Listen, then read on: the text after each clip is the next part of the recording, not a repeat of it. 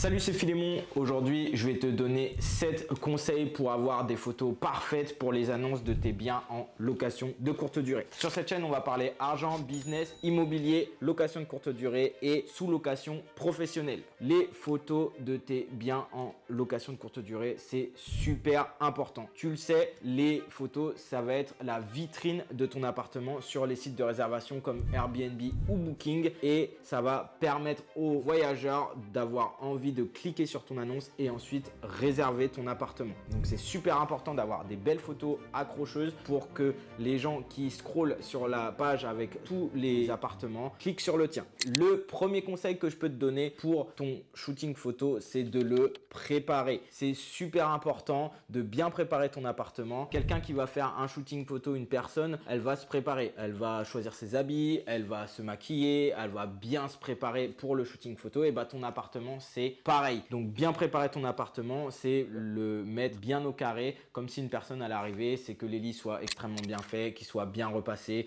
que tout soit bien rangé dans l'appartement, qu'il n'y ait rien qui dépasse, que tout soit vraiment nickel pour avoir les meilleures photos possibles. Et si tu peux planifier ton shooting photo, le mieux c'est de regarder également la météo parce que shooter un jour de pluie ou de grisaille, c'est pas pareil qu'un jour où il fait soleil, où tu vas avoir une belle luminosité dans ton appartement. Donc ça, c'est super important également. Donc ça, c'est le premier point. Le deuxième point, c'est mettre en scène ton appartement. Qu'est-ce que c'est mettre en scène? C'est en fait donner envie et réussir à se faire projeter les personnes qui vont regarder ton annonce dans ton appartement et leur donner envie de réserver. Donc comment tu vas mettre en scène? C'est par exemple, au lieu de shooter simplement le salon ou la salle à manger avec la table, les chaises, etc. Et bah tu vas mettre une table, tu vas mettre les couverts, tu vas mettre les assiettes, tu vas mettre des jolis dessous de plat, des verres, une bouteille d'eau, etc. Comme si des gens étaient là et allaient manger. Et ça va donner aux gens, ils vont se dire ah ok, là on va pouvoir manger dans l'appartement. Par exemple, si tu as une machine à café ou des choses comme ça, une petite table, tu mets du pain, des tartines, un peu de confiture. Donc ça, c'est super important. Tu vas pouvoir mettre en scène en fonction des pièces de ton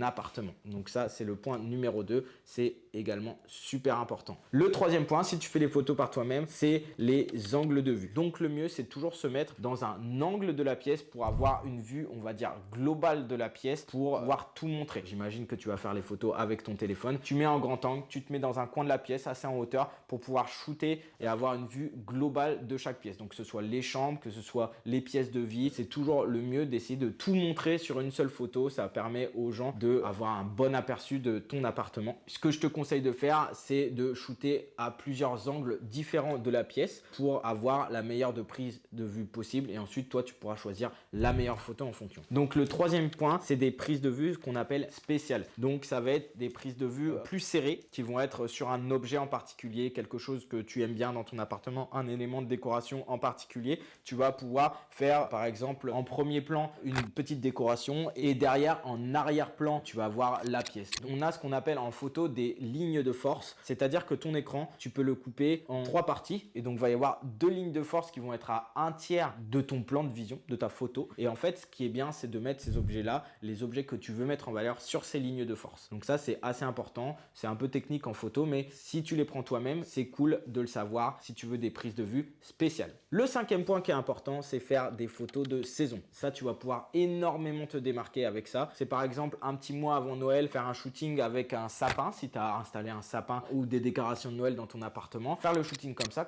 tu vas pouvoir mettre un petit mois en avance sur les plateformes de réservation et pareil, ça va rajouter une petite touche spéciale qui va donner envie aux gens de plus réserver ou bien des photos pour Halloween si tu mets des petites décorations, etc.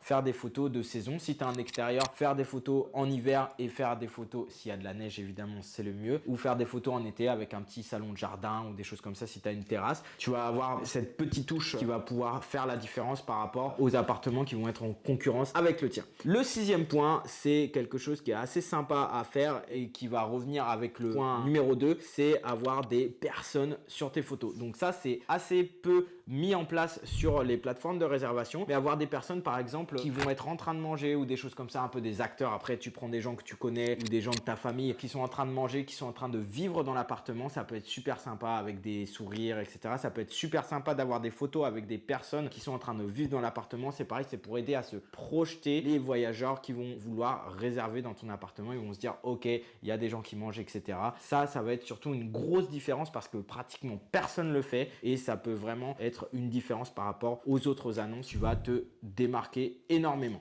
Et le septième point, le septième conseil que je peux te donner, c'est de passer par un professionnel. Parce que c'est bien de faire des photos, les iPhones, etc. font des belles photos. Mais si tu peux passer par un professionnel qui va te facturer quelque chose, évidemment, pour la prestation, tu vas avoir des photos beaucoup plus qualitatives. Parce que lui, il va déjà faire la photo et ensuite, il va faire une petite retouche photo avant de te les envoyer, etc.